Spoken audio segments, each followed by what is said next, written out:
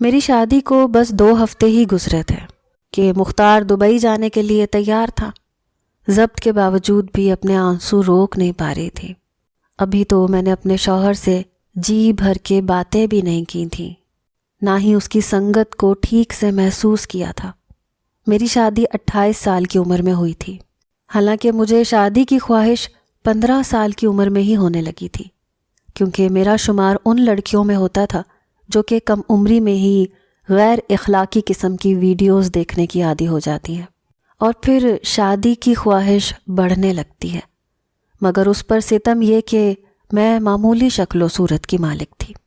میرے لیے جو بھی رشتہ آتا مجھے بنا پسند کیے ہی چلا جاتا تھا، اور جب بھی میرے لیے کوئی رشتہ آ کر واپس جاتا تو میں کئی گھنٹے اپنے کمرے میں بیڈ پر لیٹی روتی رہتی، اور پھر اپنا دل بہلانے کے لیے میں موبائل لیتی اور اس پر مختلف قسم کی ویڈیوز دیکھنے لگتی۔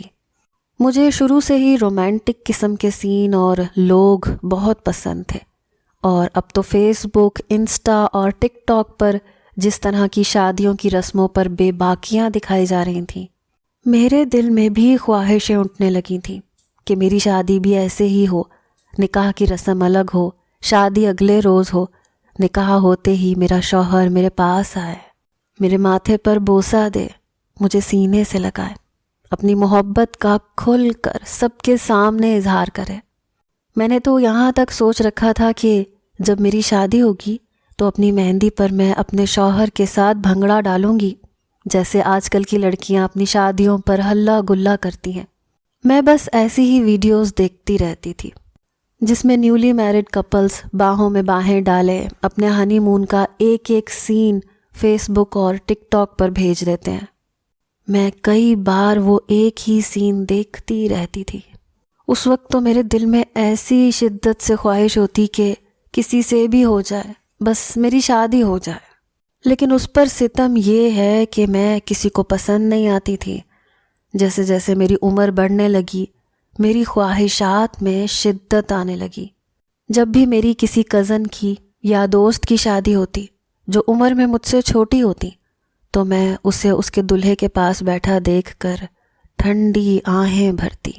وہاں موجود کئی لوگ باتوں باتوں میں مجھ پر طنز کر جاتے اور میری والدہ سے کہتے کہ ارے رقیہ، ابھی تک افشاں کا کہیں رشتہ نہیں کیا تو نے؟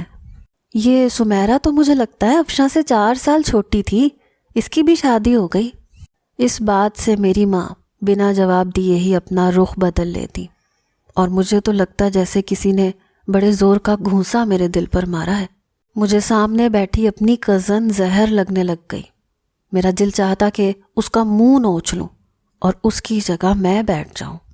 کچھ رشتے مجھے پسند نہ کرتے اور کچھ رشتے میرے والد اور بھائیوں کو پسند نہ آتے۔ کہتے کہ لڑکے کی عمر ہماری بہن سے زیادہ ہے، کبھی کہتے کہ یہ بس مناسب ہی کما سکتا ہے، ساری زندگی افشاں ہمارے در پر ہی بیٹھی رہے گی کہ میرا یہ پورا کر دو، میرا وہ پورا کر دو۔ کیا بہن کے لیے کما رہے ہیں؟ ہمارے اپنے بیوی بچے بھی تو ہیں، اسی لیے کھاتا پیتا گھرانہ دیکھنا ضروری ہے۔ سب کو اپنی اپنی فکر تھی، کسی کو میرے جذبات کا تو احساس ہی نہ تھا۔ اب تو میرے چہرے کی رونق بھی ماند پڑنے لگی تھی، اس لیے میں نے بے شرموں کی طرح اپنی والدہ سے خود ہی کہہ دیا۔ میں نے کہا میرے لیے جیسا تیسا رشتہ آتا ہے، مجھے پسند کرتا ہے تو خوددارا میری شادی کر دیں۔ اگر وہ کم بھی کماتا ہو تو میں آپ کے گھر پر کبھی مانگنے نہیں آؤں گی، اس کی روکھی سوکھی بھی کھا کر گزارا کر لوں گی۔ میری ماں مجھے زبان دراز کہنے لگی دیکھو تو صحیح، کیسی بے شرم ہے، اپنے ہی منہ سے اپنی شادی کی بات کر رہی ہے۔ کم بخت، کبھی تم نے سنا ہے کسی لڑکی کو ایسی بات اپنے منہ سے کہتے ہوئے؟ میں نے کہا کہ اماں، جب آپ لوگ نہیں سوچو گے تو مجھے تو کہنا پڑے گا نا۔ یہ کہنا تھا کہ اماں نے چپل اتاری اور سیدھا میرے سر کا نشانہ لیا۔ اگر میں ذرا سا نہ ہٹتی تو جوتا سیدھا میرے سر پر لگتا۔ میں نے غصے سے اپنی اماں کو دیکھا۔ میں نے کہا کہ اگر آپ نے میرا یہ پیغام بھائی اور ابا تک نہیں پہنچایا تو رشتہ دیکھنے آنے والے سے میں خود کہہ دوں گی کہ مجھے آپ کا بیٹا قبول ہے۔ میری یہ بات سن کر میری والدہ نے مغلیات بکنا شروع کر دی جو جہاں کی گالیاں تھیں ساری کی ساری مجھے دے ڈالی، لیکن مجھے اب پرواہ نہیں تھی۔ میں نے انتہائی مجبوری میں یہ قدم اٹھایا تھا۔ میرے اس قدم کے اٹھانے سے یہ ہوا کہ اگلا رشتہ آتے ہی منظور کر لیا گیا، لیکن لڑکے والوں کی ایک ہی ڈیمانڈ تھی کہ انہیں شادی جلدی اور سادگی سے چاہیے۔ اس بات پر میرے گھر والوں کو بھی کوئی اعتراض نہ تھا۔ 1 مہینے کے اندر اندر میری شادی مختار سے ہو گئی۔ میں نہیں جانتی تھی کہ شادی کی اتنی جلدی لڑکے والوں کو کیوں تھی، لیکن میں مختار کو پا کر بہت خوش تھی۔ لیکن یہ خوشی بھی میری عارضی ثابت ہوئی۔ یہ تو شادی کے چند دن بعد معلوم ہوا کہ مختار دبئی میں نوکری کرتا تھا۔ دبئی میں کرائے کی ٹیکسی چلاتا تھا، اس لیے اسے زیادہ چھٹیاں نہیں ملی تھیں۔ جب مجھے یہ پتہ چلا کہ 2 ہفتے بعد ہی وہ دبئی چلا جائے گا تو یہ سن کر تو میں بے حد پریشان ہو گئی۔ میں نے تو رونا شروع کر دیا۔ میں نے کہا، یہ کیا بات ہوئی؟ اگر آپ نے دبئی میں ہی رہنا ہے تو شادی کیوں کی ہے؟ مختار کہنے لگا کہ ابھی میرا چھوٹا بھائی یونیورسٹی میں پڑھتا ہے، جب تک اس کا کاروباری سلسلہ شروع نہیں ہو جاتا گھر کا نظام تو مجھے ہی چلانا ہے۔ 3 بہنوں کی شادی میں کر چکا ہوں، لیکن بہنوں کا آنا جانا بھی بہت ہے۔ اتنے سارے اخراجات پورے کرنے کے لیے اگر میں پاکستان میں ٹیکسی چلاؤں تو کچھ بھی پورا نہیں کر سکتا۔ مختار تعلیم یافتہ نہیں تھا، اسے بس ٹیکسی چلانا ہی آتی تھی۔ وہ کہنے لگا کہ میں دبئی میں وہاں پہ اتنا کما لیتا ہوں کہ گھر میں کبھی تنگی نہیں ہوئی۔ میں نے کہا، ایسا کرو، مجھے بھی اپنے ساتھ دبئی لے جاؤ۔ میری بات سن کر وہ مسکرانے لگا، کہنے لگا، یہ اتنا آسان نہیں ہے۔ میرا وہاں پر اپنا کوئی ذاتی گھر تھوڑی نہ ہے کہ تمہیں ساتھ لے جاؤں۔ وہاں تو ہم اسی ورک شاپ میں سو جاتے ہیں جس مالک کی ٹیکسیاں چلاتے ہیں۔ جب مجھے یہ پتہ چلا کہ وہ سال میں بس 1 دفعہ پاکستان آتا ہے، وہ بھی بس 15 سے 20 دن کے لیے، تو میرا دل چاہا کہ اپنا سر دیوار سے مار کر پھوڑ ڈالوں۔ یہ کیسی شادی تھی؟ اول تو میری شادی سادگی سے ہوئی تھی، جیسے خواب میں نے شادی کے دیکھے تھے ویسا کچھ بھی نہیں ہوا تھا، لیکن میں نے صبر کر لیا تھا۔ اس کے بعد مختار بھی ان رومانٹک قسم کا بندہ تھا۔ میری کبھی کھل کے تعریف نہیں کی تھی، نہ اپنی بےتابیوں کا اظہار کیا۔ میں نے اس پر بھی صبر کا گھونٹ پی لیا، لیکن سال میں بس 15-20 دن شوہر کی سنگت پر میں صبر نہیں کر سکتی تھی۔ مختار نے شادی اپنی والدہ اور گھر والوں کی خاطر کی تھی، تاکہ بیوی ماں اور بہنوں کے نخرے اٹھاتی رہے۔ میں تو کلس کے رہ گئی تھی۔ میرے رونے کا، ناراض ہونے کا بھی مختار پر کوئی اثر نہ ہوا اور وہ دبئی چلا گیا۔ میرے حصے میں پھر سے وہی تنہائی آئی۔ مجھے رات رات بھر نیند نہیں آتی تھی۔ مختار کے ساتھ بیتے دن یاد آنے لگتے ہیں۔ پورے 24 گھنٹوں میں بس 10 منٹ کی ویڈیو کال وہ مجھے کرتا تھا، اس میں بھی اپنی ماں اور بہن بھائیوں کے بارے میں پوچھنے لگتا۔ میں جو اس کے پیار بھرے جملے سننے کے لیے ترس رہی ہوتی، وہ مجھ سے ایسا کوئی اظہار نہیں کرتا تھا۔ میری ساس کو بس مجھ سے اتنی غرض تھی کہ میں پورا کچن سنبھال لیتی تھی، نندوں کی آؤ بھگت کر لیتی تھی۔ البتہ دیور مجھ سے بات چیت کرتا رہتا تھا۔ اکثر میری ساس رات کو اپنی نیند کی دوائیاں کھا کر جلدی ہی سو جاتی تھی۔ گھر میں اور میرا چھوٹا دیور، جس کا نام عباس تھا، ہم گھر میں اکیلے ہوتے تھے۔ اکثر رات کا کھانا بھی مجھے عباس کے ساتھ ہی کھانا پڑتا تھا۔ وہ کافی باتونی قسم کا نوجوان تھا، اکثر اپنی یونیورسٹی کے قصے کہانیاں سنانے لگتا، لیکن مجھے اس کی باتوں میں بالکل بھی دلچسپی نہ تھی۔ ایک بار میں کچن میں کھانا بناتے ہوئے انگلش مووی کا بقیہ حصہ دیکھ رہی تھی، جس مووی کو میں رات گزارنے کے لیے رات کو دیکھنا شروع کیا تھا۔ کافی بیہودہ قسم کی مووی تھی، لیکن آدھی مووی کے بعد ہی مجھے نیند آ گئی۔ دوپہر کو میری ساس اپنے کمرے میں تھی، میں کچن میں کھانا بنا رہی تھی۔ عباس یونیورسٹی سے آنے ہی والا تھا۔ سالن دم پر رکھ کر میں کچن میں رکھی کرسی پر بیٹھ گئی۔ ہمارا کچن کافی کشادہ تھا، اسی لیے ٹیبل کرسیاں کچن میں ہی رکھی ہوئی تھیں۔ اکثر میں وہیں ناشتہ اور دوپہر کا کھانا کھا لیا کرتی تھی۔ انگلش مووی میں ایک رومانٹک قسم کا سین تھا جو میں دیکھ رہی تھی، بلکہ ہر چیز سے بیگانہ ہو کر میں اس سین میں جیسے کھو سی گئی تھی کہ اچانک سے مجھے یہ لگا جیسے کوئی میرے پیچھے کھڑا ہے۔ میں نے پلٹ کر دیکھا، عباس بالکل میرے پیچھے کھڑا تھا اور وہ یہ ویڈیو بھی دیکھ چکا تھا۔ میں اسے دیکھ کر بری طرح سے گڑبڑا گئی۔ وہ بھی سیدھا ہو گیا، کہنے لگا کھانا بن گیا تو روٹی بنا دے جلدی سے۔ میں نے کہا ہاں بس بنانے ہی لگی تھی۔ میں نے فوراً سے موبائل بند کر دیا، روٹیاں بنانے لگی۔ لیکن اس واقعے کے بعد میں نے محسوس کیا کہ عباس کا رویہ مجھ سے بدلنے لگا تھا۔ پہلے وہ میرے کمرے میں کبھی نہیں آتا تھا، لیکن پھر میرے کمرے میں آنے لگا۔ کہتا کہ شام کی چائے آپ کے کمرے میں ہی پی لیتے ہیں، آج کل سردی بہت زیادہ ہے، لاؤنج میں ٹھنڈ لگتی ہے۔ میری ساس شام کے وقت سردی کی وجہ سے اپنے کمرے میں رضائی میں گھس جاتی تھی، پھر اپنی چائے کھانا سب کچھ وہ کمرے میں ہی کھاتی تھی۔ میں شام کی چائے بنا کر اپنے کمرے میں لے آئی، لیکن جیسے ہی کمرے میں آئی عباس کے ہاتھ میں میرا موبائل تھا۔ وہ یوٹیوب ہسٹری دیکھ رہا تھا کہ میں نے کون کون سی ویڈیوز دیکھی ہیں۔ مجھے اس کی یہ حرکت بہت بری لگی۔ آخر وہ کون ہوتا تھا میری پرائیویسی دیکھنے والا؟ مجھے دیکھ کر اس نے میرا موبائل ایک سائڈ پر رکھ دیا۔ میں نے چائے کی ٹرے بیڈ پر رکھی اور اپنا موبائل پکڑ کر سائڈ ٹیبل کے دراز میں رکھ دیا۔ چائے پینے کے دوران عباس مجھ سے کہنے لگا بھابھی آپ کو موویز کیسی اچھی لگتی ہیں؟ اس کے سوال پر میں متذبذب سی ہوئی۔ میں نے کہا کیا مطلب؟ کہنے لگا مطلب ایکشن مووی یا رومانٹک۔ وہ بڑی ترنگ میں بات کر رہا تھا۔ میں نہ جانے کیوں اس کے اس انداز پر خفت کا شکار ہوئی، شاید اس لیے کہ وہ اس دن میرے موبائل پر وہ واہیات سین دیکھ چکا تھا۔ میں نے کوئی جواب نہیں دیا تو وہ کہنے لگا ویسے مجھے رومانٹک پسند ہے۔ اس نے یہ بات دھیمے اور مخمور لہجے میں کہی تھی۔ میں نے اس کی طرف برجستہ دیکھا تو کہنے لگا انگلش رومانٹک قسم کی فلمیں مجھے بہت اچھی لگتی ہیں۔ اور آپ کو؟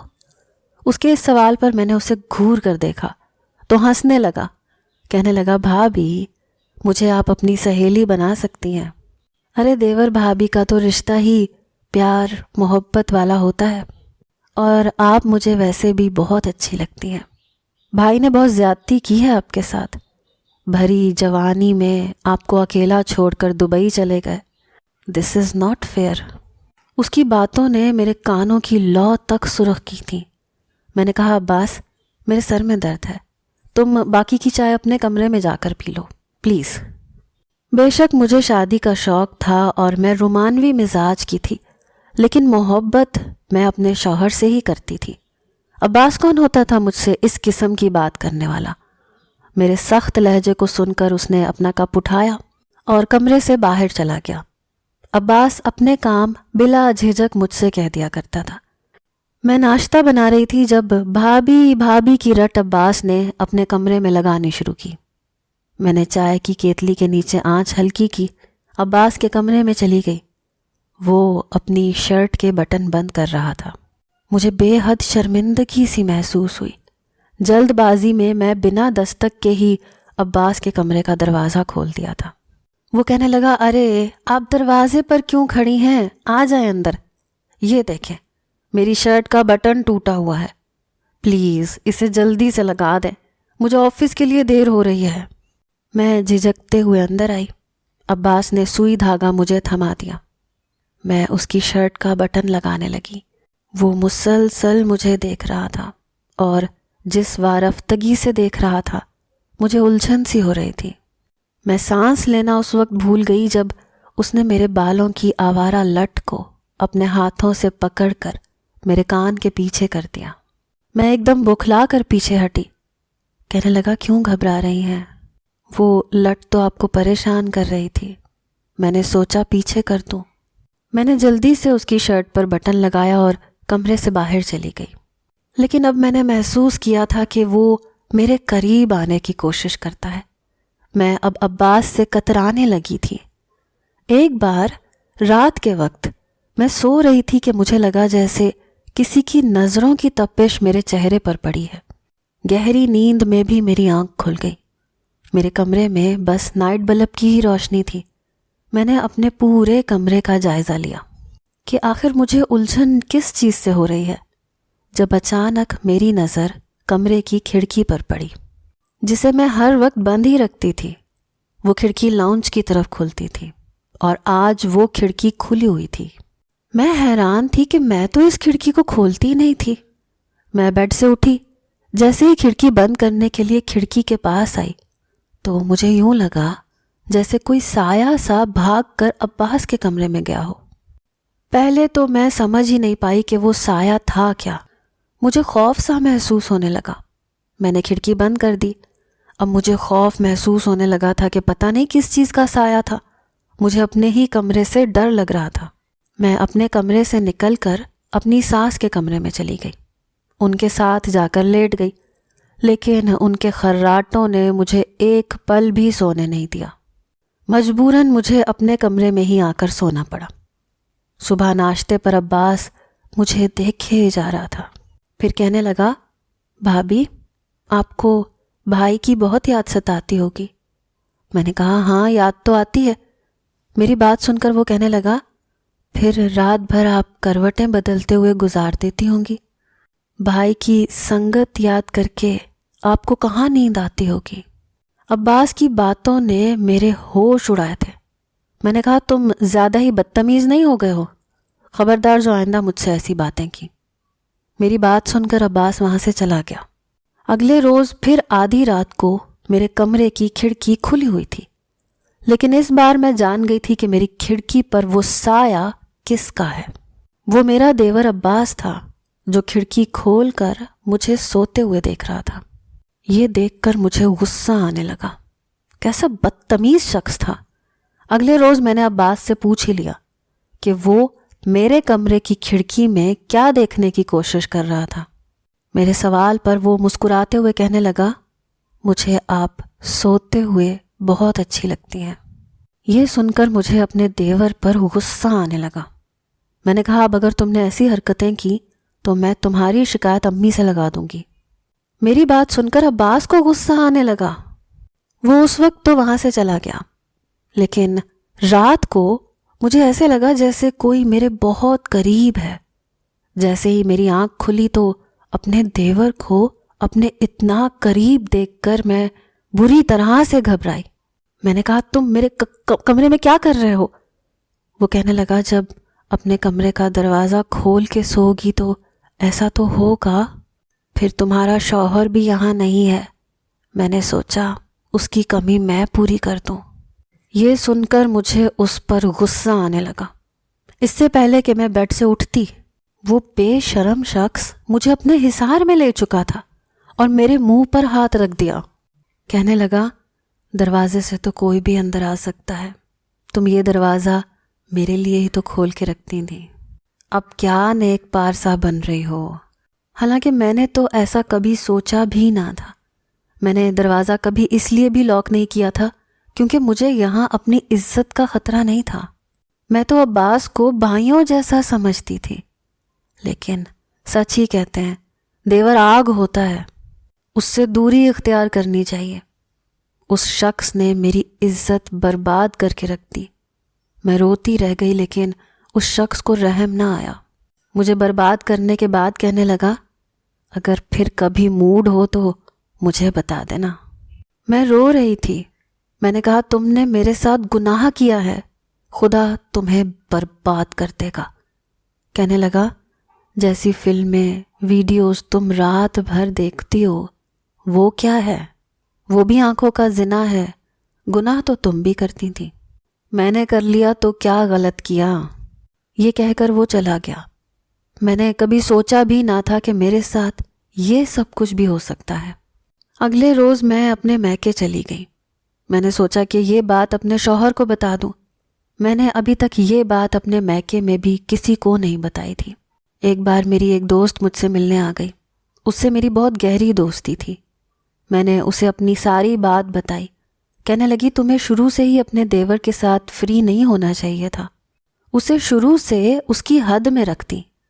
پھر کہنے لگی کہ تمہارا شوہر اور ساس کبھی بھی تمہاری بات پر بھروسہ نہیں کریں گے۔ یہ سن کر میں رونے لگی۔ وہ سچ کہہ رہی تھی۔ میری بات کوئی بھی نہیں سنتا۔ میری دوست کہنے لگی کہ تم پڑھی لکھی ہو، اپنے شوہر سے کہو کہ تمہیں دبئی بلا لے، تم وہاں جاب کر لینا تاکہ اپنے اخراجات خود اٹھا سکو۔ میں نے یہی کیا۔ میں نے مختار سے کہا کہ مجھے تمہارے بغیر یہاں نہیں رہنا، تم مجھے بھی دبئی بلا لو، میں وہاں نوکری کر لوں گی، یا پھر مجھے طلاق دے دو۔ میں سوچ چکی تھی کہ اگر مختار نے مجھے دبئی نہیں بلایا تو میں خلا لے لوں گی، لیکن واپس سسرال نہیں جاؤں گی۔ مختار نے مجھے دبئی بلا لیا، مجھے وہاں اسکول میں ٹیچنگ کی نوکری بھی مل گئی، ایک چھوٹا سا فلیٹ بھی کرائے پر لے لیا۔ میں نے دوبارہ پاکستان کا رخ نہیں کیا اور اپنی زندگی کو بھی بدل کے رکھ دیا تھا۔ میرا گناہ یہ تھا کہ میں نے اپنی آنکھوں کی حفاظت نہیں کی تھی۔ میں غیر اخلاقی قسم کی ویڈیوز دیکھتی تھی۔ مجھے کبھی اس بات کا احساس ہی نہیں تھا کہ میں کتنا بڑا گناہ کر رہی ہوں۔ جب مجھے اپنے گناہ کا احساس ہوا تو میں نے توبہ کر لی۔ روز میں سجدے میں اپنے رب کے حضور رو رو کے دعا مانگتی تھی۔ مجھے اپنے وجود سے گھن آنے لگتی تھی۔ میں بار بار نہانے لگتی، لیکن پھر بھی مجھے لگتا تھا کہ میں پاک نہیں ہوں۔ میرے وجود پر ایسی غلاظت لگ چکی ہے جو کبھی نہیں مٹ سکتی۔ میرے سجدے طویل ہونے لگے، میری نمازوں میں خشوع و خضوع پیدا ہونے لگا۔ میں نے دوبارہ کبھی ویسی فحش فلمیں نہیں دیکھی، لیکن یہ بات مجھے پہلے کسی نے بتائی بھی نہیں تھی کہ بیہودہ اور غیر اخلاقی ویڈیوز دیکھنا بھی آنکھوں کا زنا ہے، گناہ کبیرہ ہے۔ دیور کی شادی پر بھی صرف مختار ہی گئے تھے۔ میں نے کہا مجھے اسکول سے چھٹی نہیں مل رہی، میں اس شخص کی شکل تک دیکھنا نہیں چاہتی تھی۔ وقت یوں ہی گزرنے لگا۔ مجھے اللہ نے 2 بیٹے دیے، 15 سال گزر گئے۔ ایک بار میرا شوہر جب گھر آیا تو بے حد پریشان لگ رہا تھا۔ میں نے وجہ پوچھی، کہنے لگا بہت برا ہوا ہے عباس کے ساتھ۔ میں نے کہا کیا ہوا ہے؟ کہنے لگا عباس کی 14 سالہ بیٹی نے کسی لڑکے کے ساتھ بدکاری کر لی ہے۔ عباس بہت رو رہا ہے۔ اس کی بیٹی ہر وقت موبائل میں لگی رہتی تھی، کسی کو نہیں پتا تھا کہ وہ کیا دیکھتی ہے۔ وہ بچی غیر اخلاقی ویڈیوز دیکھنے لگی تھی، اس لیے اپنے اسکول میں پڑھنے والے ایک لڑکے کے ساتھ گناہ کر بیٹھی، اور اب گھر والوں کو علم ہوا ہے تو عباس کا رو رو کے برا حال ہے۔ کہتا ہے کہ مجھ سے یہ بدنامی صحیح نہیں جائے گی۔ میں نے سوچا کہ آج خود پر گزری ہے تو اس شخص کے آنسو نہیں رک رہے، اور جب میرے ساتھ زیادتی کی تھی تب کیسے کیسے گھٹیا جملے بازی کر رہا تھا۔ میرا شوہر کہنے لگا کہ میں سوچ رہا ہوں اس کی بیٹی کی عزت پر میں پردہ ڈال دوں، اپنے بیٹے کا نکاح اس سے کر دوں، لیکن میں نے انکار کر دیا۔ میں شاید اتنا بڑا دل نہیں رکھ سکتی تھی، لیکن میرا شوہر بضد تھا، مجھ سے بار بار رشتہ نہ کرنے کی وجہ پوچھنے لگا۔ اب اس نے مجھے چند دن کا وقت دیا کہ میں اس رشتے سے انکار کی وجہ بتا دوں۔ آپ مجھے بتائیں مجھے کیا کرنا چاہیے؟ کیا اتنا آسان ہوتا ہے ایسی باتوں کو فراموش کرنا؟ میں کیسے اس کی بیٹی کو اپنے گھر کی زینت بنا لوں جس شخص نے میری عزت کو داغدار کیا تھا؟ آپ بتائیں۔